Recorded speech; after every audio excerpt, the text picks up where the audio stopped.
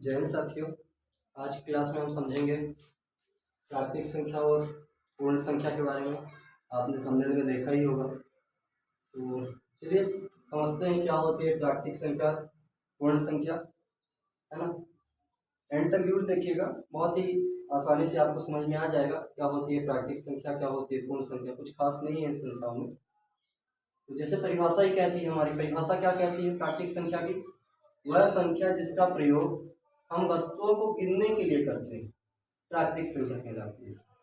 अर्थात कोई भी चीज है ना, कोई व्यक्ति हो, वस्तु हो, उसको जब हम गिनते हैं तो गिनने के लिए जिन संख्याओं का प्रयोग हम करते हैं उन्हीं को क्या कहते हैं? प्राकृतिक संख्या कहा जाता है। जैसे आप लोग ने गिना ही होगा चीजों को। हम गिनना कहाँ से स्टार्ट करते हैं? 1 2 3 4 5 6 और फिर वस्तुओं की संख्या के हिसाब से ऐसे आगे बढ़ते जाते हैं, गिनते जाते हैं, है ना।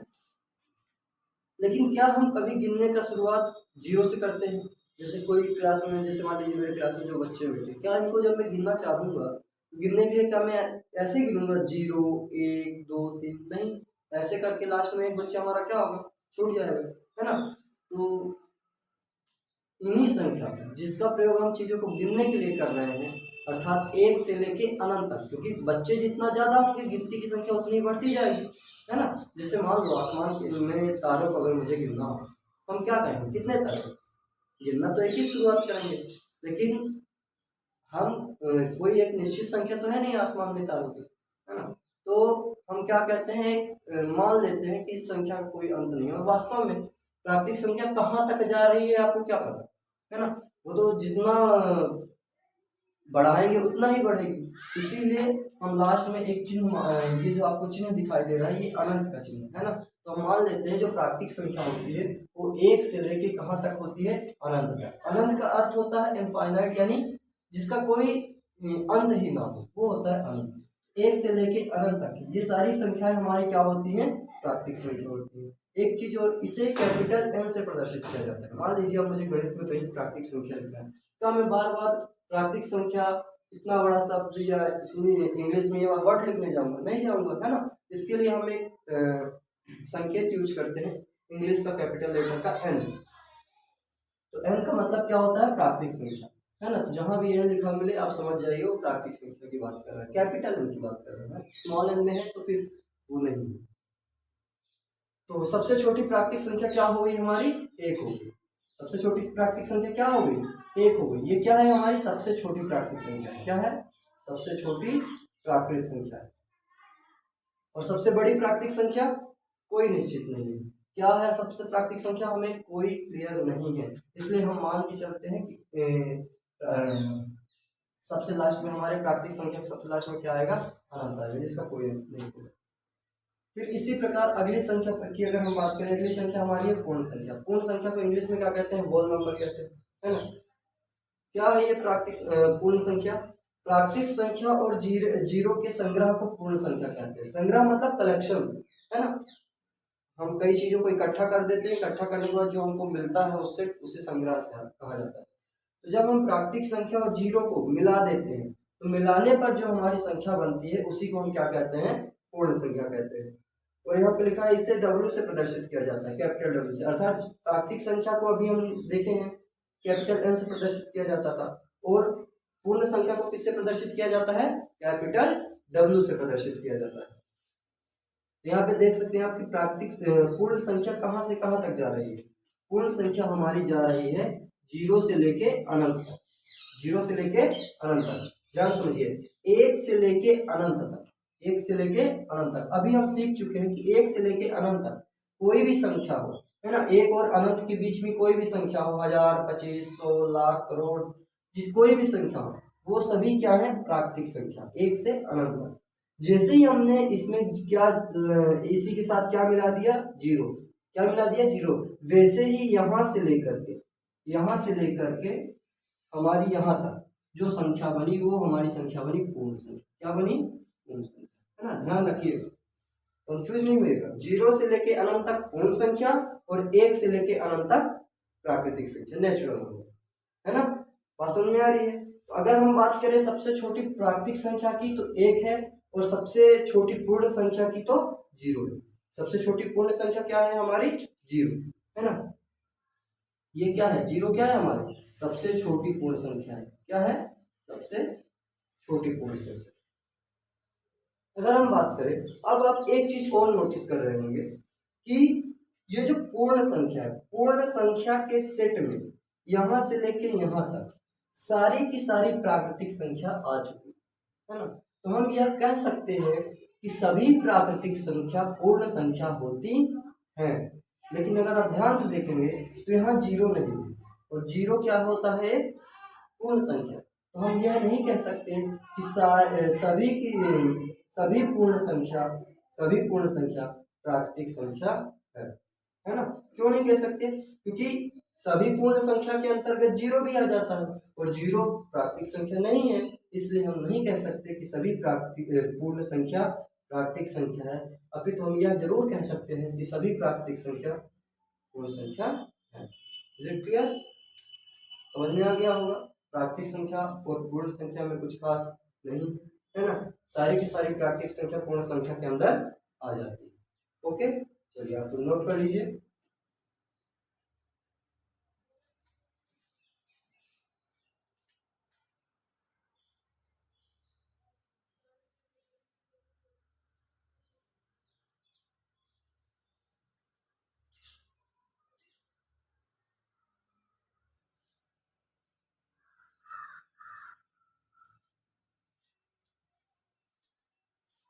तो आपने नोट कर लिया होगा।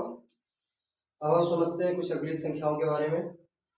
जैसे अब अगली हमारी संख्या क्या है? सम संख्या, और इसके बाद विषम संख्या। अब हम समझते हैं सम संख्या के बारे में। सम संख्या किसे कहते हैं? इसको इंग्लिश में इवन नंबर कहा जाता है।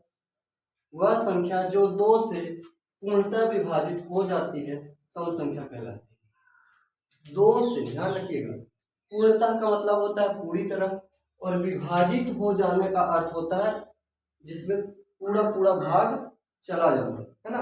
जैसे हम किसी संख्या को भाग देते हैं तो क्या होता है? 2 केस बनता है, या तो भाग पूरी पूरी तरह से चला जाता है, या फिर कुछ न कुछ शेष फल बच जाता है ना। तो पूर्णतः विभाजित का मतलब ये हो रहा है कि शेष फल में कुछ ना बचे, पूरा पूरा भाग चला जाए। वह संख्या जो 2 से पूरी तरह से विभाजित हो जाती है उसे क्या कहा जाता है? सम संख्या कहा जाता है।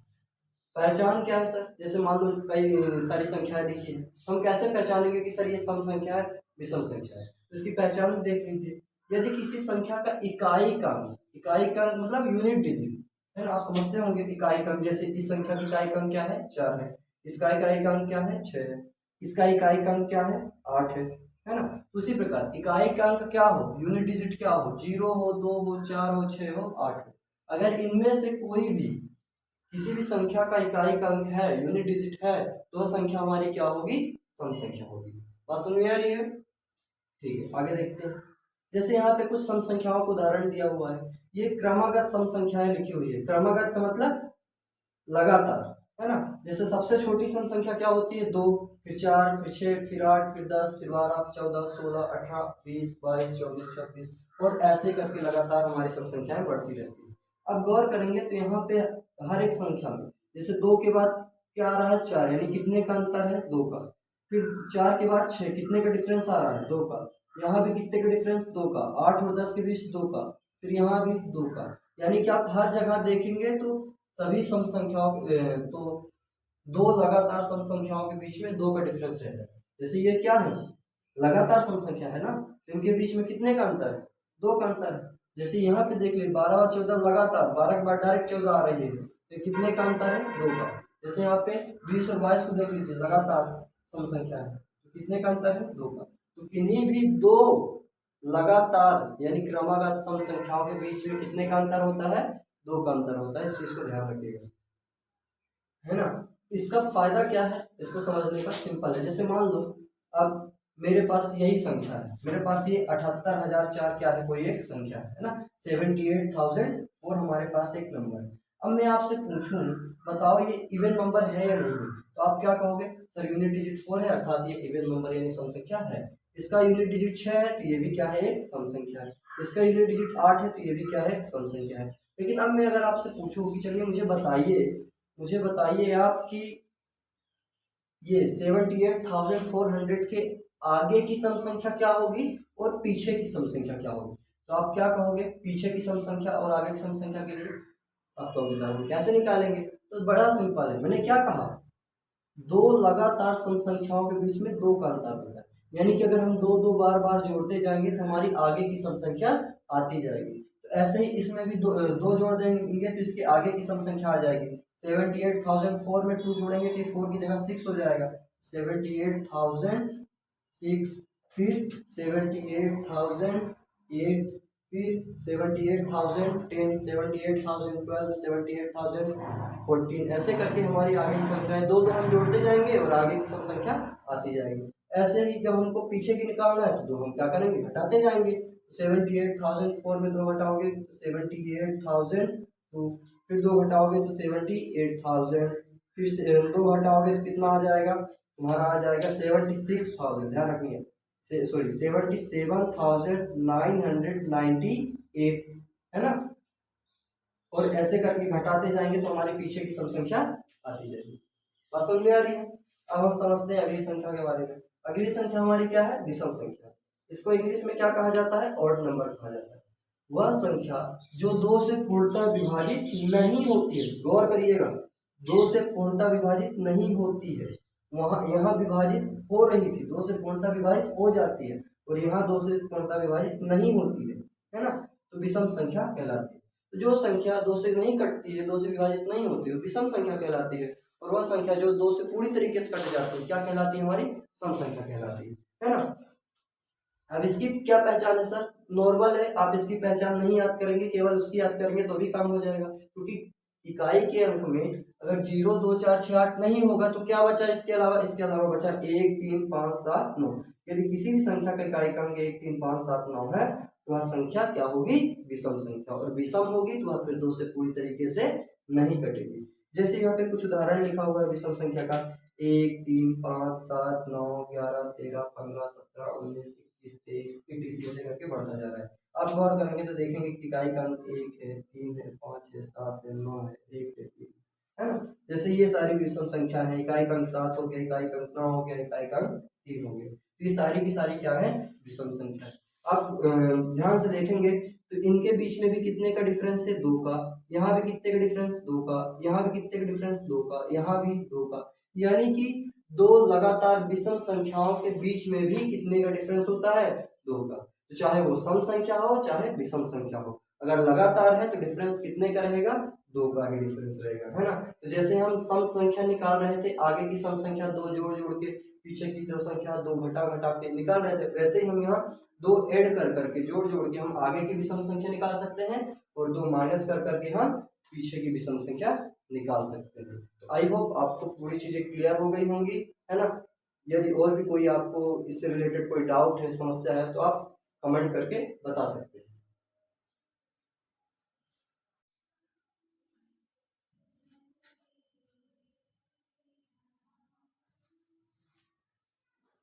तो आपने नोट कर लिया होगा। अभी हमने समझा प्राकृतिक संख्या, पूर्णांक, पूर्ण संख्या, सम संख्या और विषम संख्या के बारे में। अब हम यहाँ पे समझते हैं पूर्णांक संख्या के बारे में। इंग्लिश में पूर्णांक संख्या को इंटीजर कहा जाता है। पूर्णांक संख्या की परिभाषा क्या कहती है? देखते हैं, समझते हैं। ऋणात्मक संख्या और पूर्ण संख्या के संग्रह को पूर्णांक संख्या कहते हैं। तो क्या है पूर्णांक संख्या? ऋणात्मक संख्या, जिसको इंग्लिश में निगेटिव नंबर्स कहते हैं, है ना। और पूर्ण संख्या के संग्रह को क्या कहते हैं? पूर्णांक संख्या। अभी हमने जस्ट पढ़ा पूर्ण संख्या क्या होती है, 0 से लेके अनंत तक हमारी क्या होती है? पूर्ण संख्या होती है। इसे कैपिटल जेड से दर्शाया जाता है, यानी कि जो हमारी पूर्णांक संख्या है इसको किससे दर्शाया जाता है? कैपिटल जेड से दर्शाया जाता है। तो ध्यान से समझिएगा, जो हमारी ऋणात्मक संख्या है और जो हमारी पूर्ण संख्या है, अर्थात 0 से लेके अनंत तक, उन दोनों को मिलाने से हमारी क्या बनती है? पूर्णांक संख्या बनती है। तो पूर्णांक संख्या को समझने के लिए हम क्या करते हैं? एक संख्या रेखा बना लेते हैं। एक क्या बना लेते हैं? संख्या रेखा। तो ये रही हमारी संख्या रेखा, इसको इंग्लिश में नंबर लाइन कहा जाता है। तो संख्या रेखा में बीच में यहाँ पे देखेंगे तो ये 0 है, और 0 के आगे फिर लगातार संख्याएं बढ़ रही है, जीरो के बाद 1 2 3 4 5 6 7 8 9 10, ये कहाँ तक? अनंत तक। ये किसका चिन्ह है? अनंत का चिन्ह है ना। तो जीरो से लेके अनंत तक ये कौन सी संख्या होगी? जीरो से लेके अनंत तक ये हो गई हमारी पूर्ण संख्या। कौन सी संख्या? पूर्ण संख्या, है ना। जीरो से लेके अनंत तक ये हमारी पूर्ण संख्या होगी। और फिर हमने पढ़ रखा है कि पूर्ण संख्या के अंदर ही प्राकृतिक संख्या आ जाती है। ध्यान से देखिए, 1 से लेके अनंत तक ये हमारी कौन सी संख्या होगी? ये हो रही हमें प्राकृतिक संख्या होगी। ठीक है, 1 से लेकर अनंत तक प्राकृतिक संख्या होगी। आप समझिएगा, इसी के ऊपर लिखा है धनात्मक संख्या, जिसको इंग्लिश में पॉजिटिव नंबर कहा जाता है ना। तो ये जो हमारी पूर्ण संख्या है जीरो से लेके अनंत तक, इन्हीं को हम कहते हैं धनात्मक संख्या। क्या कहते हैं? धनात्मक संख्या। ठीक है, फिर इसके बाद यानी कि जीरो से लेके अनंत तक की जितनी भी संख्या है वो सारी की सारी क्या है? धनात्मक संख्या, है ना। सिवाय जीरो को छोड़ के, ध्यान रखिए जीरो के आगे की बात हो रही है, जीरो से आगे की बात हो रही है ना, जीरो नहीं। ऐसे ही जीरो के पीछे यानी जीरो से एक स्टेप पीछे, जीरो बस को छोड़ देते, तो यहाँ से लेके यहाँ तक की -1 से लेके माइनस अनंत तक, ये है माइनस अनंत, दिख रहा होगा आपको। तो -1 से लेके माइनस अनंत तक सारी की सारी संख्या है, इनको हम कहते हैं ऋणात्मक संख्या, इंग्लिश में निगेटिव नंबर्स। तो ध्यान रखिएगा, आप देखेंगे तो यहाँ इन संख्याओं के सामने कोई चिन्ह नहीं लगी हुई है, लेकिन इन संख्याओं के सामने क्या लगी हुई है? माइनस चिन्ह लगी हुई है ना। तो माइनस चिन्ह के कारण ही इसको ऋणात्मक संख्या कहते हैं। क्यों? तो समझिएगा, जो माइनस होता है, माइनस, माइनस इंग्लिश शब्द है, इसको हिंदी में ऋण कहते हैं। क्या कहते हैं? ऋण कहते हैं।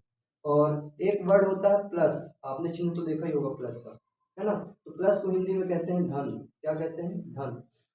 तो इनके आगे क्या लगा हुआ है? माइनस लगा हुआ है, यानी ऋण लगा हुआ है। माइनस यानी ऋण, ऋण लगा हुआ है, इसलिए इन संख्याओं को हम क्या कहते हैं?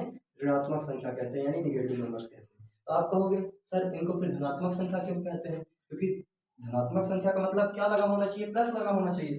प्लस तो इनके आगे नहीं लगा हुआ है, तो इनको धनात्मक संख्या क्यों कहते हैं? एक चीज ध्यान रखिएगा, यदि किसी संख्या के सामने माइनस नहीं लगा हुआ है, अगर माइनस लगा है तब तो उसको हम क्या कहते हैं? ऋणात्मक संख्या।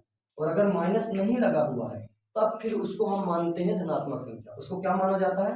धनात्मक संख्या। क्यों? क्योंकि कभी कभी कभी जो प्लस का चिन्ह है, प्लस का चिन्ह वो लगा भी रहता है और कभी कभी नहीं भी लगा रहता है, इसलिए ध्यान से समझिएगा। जिस किसी भी संख्या के आगे अगर माइनस नहीं लगा है तो फिर वो धनात्मक संख्या मानी जाती है, वो धनात्मक संख्या होती है ना। इस चीज को ध्यान रखिएगा, ये बहुत इंपॉर्टेंट चीज है ना, क्योंकि आगे चल के कैलकुलेशन में आपको प्लस माइनस का बहुत ज्यादा ध्यान रखना पड़ेगा। इसलिए आप समझिएगा, जिसके आगे माइनस लगा है निगेटिव नंबर, जिसके आगे कुछ नहीं लगा है या फिर प्लस लगा है, कभी कभी प्लस लगा रहता है, तो अगर प्लस लगा है तो वो पॉजिटिव नंबर, धनात्मक संख्या।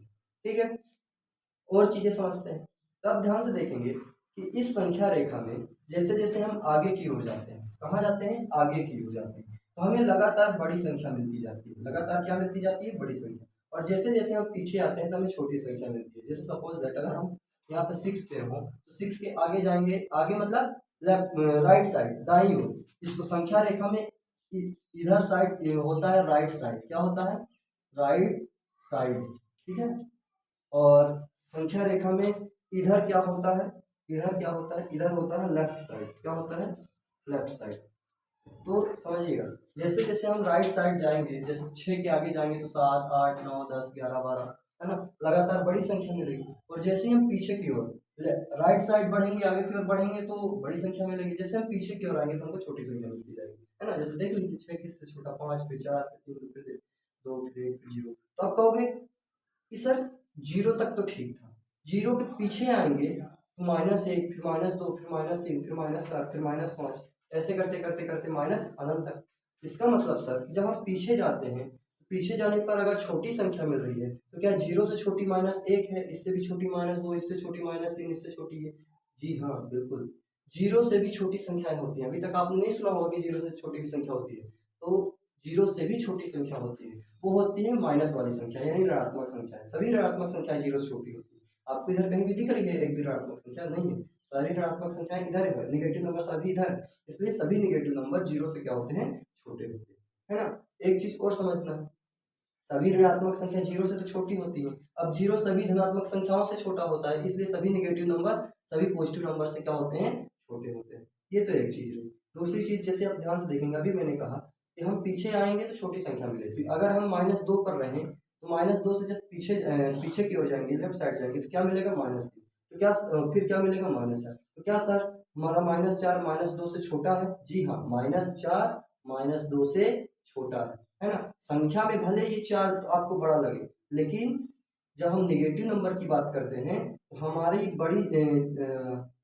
तो हमारा बड़ा मान वाला बड़ी संख्या ही हमारी क्या होती है, छोटी संख्या होती है ना। जैसे कि देखेंगे अगर तो माइनस जो -25 है वो -5 से क्या है, छोटा है। क्यों? 25 बड़ा है, 5 छोटा है, तो उल्टा करना है इसका, क्योंकि दोनों निगेटिव नंबर है। निगेटिव नंबर के केस में बड़ा वाला मान छोटी संख्या होती है, छोटा वाला मान बड़ी संख्या होती है। क्योंकि जब आप पीछे की ओर जाएंगे तो सबसे पहले आपको क्या मिलेगा, -5 मिलेगा, फिर -25 तो बहुत आगे मिलेगा ना, इसीलिए -5 बड़ा है और -25 छोटा है। और भी ले लीजिए, जैसे मैंने कहा -10 और इसके बाद मैंने कहा मैंने कहा -230। अगर अब मैं आपसे पूछूं इन दोनों में बड़ा कौन है, तो ध्यान रखिए, गलती नहीं करिएगा, बड़ा कौन है, 10 है, और छोटा कौन है, -30 है, क्योंकि -10 पहले मिलेगा जब हम पीछे जाएंगे, और -230 सबसे बाद में, बहुत पीछे आगे मिलेगा।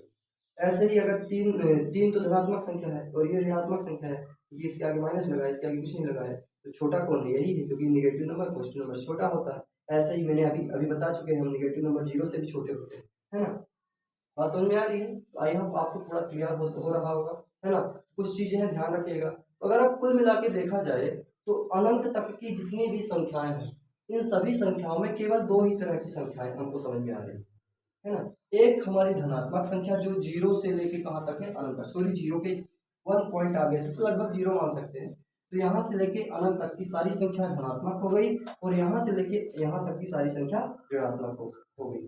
ओवरऑल हमारे पास कुल मिला के निगेटिव नंबर और पॉजिटिव नंबर ही है ना। तो पूरी संख्या में अगर हम बात करें तो एक निगेटिव नंबर होता है और एक पॉजिटिव नंबर होता है। और हम जीरो को भी मान सकते हैं कि जीरो भी एक हमारी संख्या है ना। क्या है, जीरो, क्योंकि जीरो को तो हम क्या कर सकते हैं, मतलब हाँ, एक चीज ध्यान रखिएगा, अभी बताएंगे यहाँ पे कुछ इंपॉर्टेंट नोट्स लिखे हुए हैं, इनको भी ध्यान रखिएगा। सभी पूर्णांक संख्याओं का योग क्या होता है, शून्य होता है। असल में ये ध्यान रखिए, सभी पूर्णांक संख्याओं का योग क्या होता है, योग मतलब सम, इंग्लिश में आप पढ़े होंगे, क्या होता है, शून्य होता है। क्यों सर शून्य होता है, क्योंकि ध्यान से समझिए, अगर आपने अभी तक पूर्णांकों के योग और पूर्णांकों के योग डिफरेंस, है ना, कैसे पूर्णांकों को जोड़ना है, कैसे गुणा करना है, अगर आप नहीं जानते हैं, नहीं सीख रहे हैं, आपको जानकारी है, तो आप मेरे वीडियो में चैनल पे चले जाइए, वहाँ पे वीडियो डली हुई देख लीजिए, कैसे पूर्णांक को जोड़ते हैं और घटाते हैं, है ना। तो जैसे ये हो गई हमारी धनात्मक संख्या, ये हो गई ऋणात्मक संख्या। तो जब इन दोनों को हम जोड़ेंगे, ये जुड़ेगी नहीं, चिन्ह अलग अलग होने के कारण ये घट जाएंगे, है ना। फिर ये दोनों घट के जीरो बन जाएगी, ऐसे ये भी घट के जीरो, ये भी घट के जीरो, तो सभी संख्याएं एक दूसरे से क्या हो जाएंगी, कैंसिल हो जाएंगी, और घट के लास्ट में मान कितना आएगा, जीरो आएगा। इसलिए सभी संख्या को जब हम जोड़ते हैं तो उसका सम कितना आता है, जीरो आता है। इसी प्रकार और हम समझें तो जो सम संख्याएं सॉरी जो निगेटिव नंबर्स होते हैं और जो पॉजिटिव नंबर्स होते हैं, है ना, इनमें